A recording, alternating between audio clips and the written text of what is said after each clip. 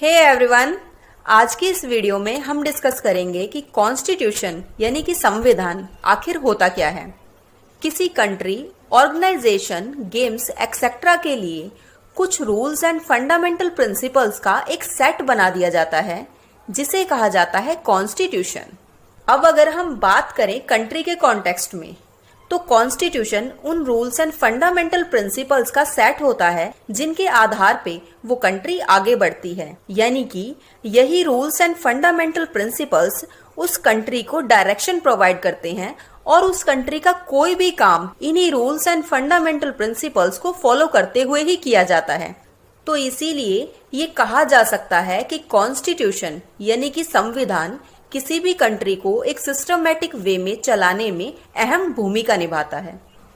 इसीलिए कॉन्स्टिट्यूशन को किसी भी कंट्री का सुप्रीम लॉ माना जाता है, क्योंकि ऑलमोस्ट सभी कंट्रीज का कॉन्स्टिट्यूशन एक रिटन कॉन्स्टिट्यूशन होता है। तो इसीलिए रिटन कॉन्स्टिट्यूशन के ही कॉन्टेक्स्ट में ये बात कही जाती है कि कॉन्स्टिट्यूशन किसी भी कंट्री का सुप्रीम लॉ होता है।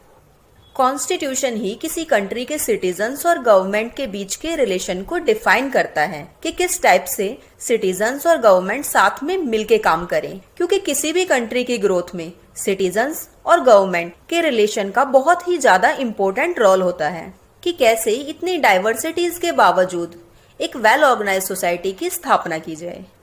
क्योंकि कॉन्स्टिट्यूशन सुप्रीम लॉ होता है किसी भी कंट्री का, तो इसीलिए जो कोई भी न्यू लॉज बनाए जाते हैं वो सभी कॉन्स्टिट्यूशन के द्वारा प्रोवाइड की गई बाउंड्रीज को ध्यान में रखते हुए ही बनाए जाते हैं। किसी भी कंट्री का कॉन्स्टिट्यूशन ही बताता है कि उस कंट्री में किस टाइप की गवर्नमेंट होगी और गवर्नमेंट के क्या फंक्शंस होंगे, क्या उसकी पावर्स होंगी। तो जहाँ पे पावर्स होती हैं तो वहाँ पे उन पावर्स की लिमिट्स डिसाइड करना भी बहुत ज्यादा जरूरी हो जाता है, अदरवाइज डिक्टेटरशिप हो जाएगी।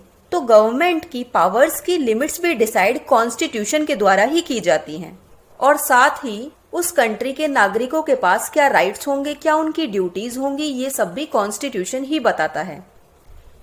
इसके अलावा किसी कंट्री का कॉन्स्टिट्यूशन रिजिड है या फिर फ्लेक्सिबल, ये भी उस कंट्री का कॉन्स्टिट्यूशन ही बताता है।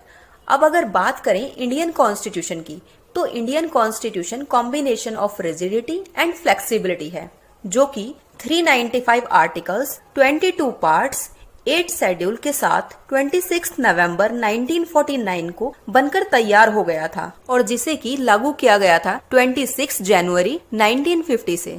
इसीलिए 26 जनवरी को हम हर साल रिपब्लिक डे के रूप में सेलिब्रेट करते हैं।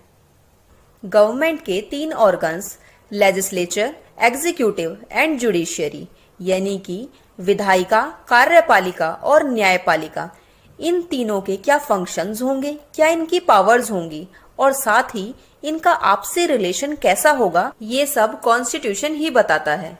लेजिस्लेचर, जिसका कि काम होता है लॉ बनाना, एग्जीक्यूटिव, जो कि उन लॉज को इम्प्लीमेंट यानी कि लागू करती है, और जुडिशियरी, जो कि उन लॉज को इंटरप्रिटेट करती है। अगर जुडिशियरी की नज़र में कोई लॉ कॉन्स्टिट्यूशन के किसी भी प्रोविजन का वायलेशन करता हुआ पाया जाता है तो ऐसे में वो लॉ अनकॉन्स्टिट्यूशनल होता है और जुडिशियरी के पास पावर होती है उस लॉ को नल एंड वॉइड डिक्लेयर करने की।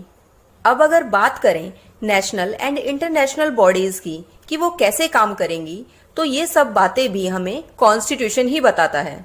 इसके अलावा जो इंस्टीट्यूशंस हैं, फिर चाहे वो प्रेसिडेंट हो, पीएम हो, काउंसिल ऑफ मिनिस्टर्स हो, सीएम हो, किस पोस्ट के पास क्या पावर्स होंगी, कैसे और कितने टाइम के लिए उन्हें इलेक्ट किया जाएगा, ये सब बातें कॉन्स्टिट्यूशन ही बताता है।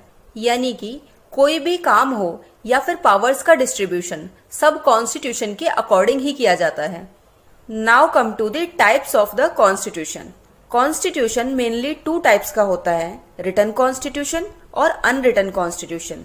रिटन कॉन्स्टिट्यूशन वो कॉन्स्टिट्यूशन होता है जो एक ऑर्गेनाइज्ड वे में लिखा गया हो और एक सिंगल डॉक्यूमेंट के फॉर्म में एग्जिस्ट करता हो और जिसको कि कॉन्स्टिट्यूएंट असेंबली के द्वारा बनाया गया हो। तो जिन कंट्रीज में रिटन कॉन्स्टिट्यूशन का कॉन्सेप्ट होता है उन कंट्रीज में सुप्रीमेसी ऑफ कॉन्स्टिट्यूशन होती है।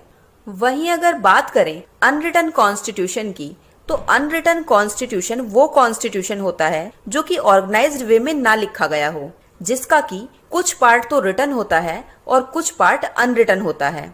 अनरिटन कॉन्स्टिट्यूशन ना ही तो एक सिंगल डॉक्यूमेंट की फॉर्म में एग्जिस्ट करता है और ना ही अनरिटन कॉन्स्टिट्यूशन कॉन्स्टिट्यूएंट असेंबली के द्वारा बनाया जाता है। तो जिन कंट्रीज में अनरिटन कॉन्स्टिट्यूशन का कॉन्सेप्ट होता है उन कंट्रीज में सुप्रीमेसी ऑफ पार्लियामेंट होती है। अब अगर बात करें एग्जाम्पल्स की, तो ब्रिटेन एग्जाम्पल है अनरिटन कॉन्स्टिट्यूशन का और इंडिया एग्जाम्पल है रिटन कॉन्स्टिट्यूशन का। इंडियन कॉन्स्टिट्यूशन वर्ल्ड का सबसे बड़ा रिटन कॉन्स्टिट्यूशन है, यानी कि विश्व का सबसे बड़ा लिखित संविधान है, जो कि 2 years 11 months और 18 days में बनके तैयार हुआ था। और कॉन्स्टिट्यूएंट असेंबली की जिस ड्राफ्टिंग कमेटी ने इसे बना के तैयार किया था उसके चेयरमैन थे डॉक्टर BR अम्बेडकर। तो ये था कॉन्सेप्ट कि कॉन्स्टिट्यूशन यानी कि संविधान आखिर होता क्या है। Thanks for watching the video.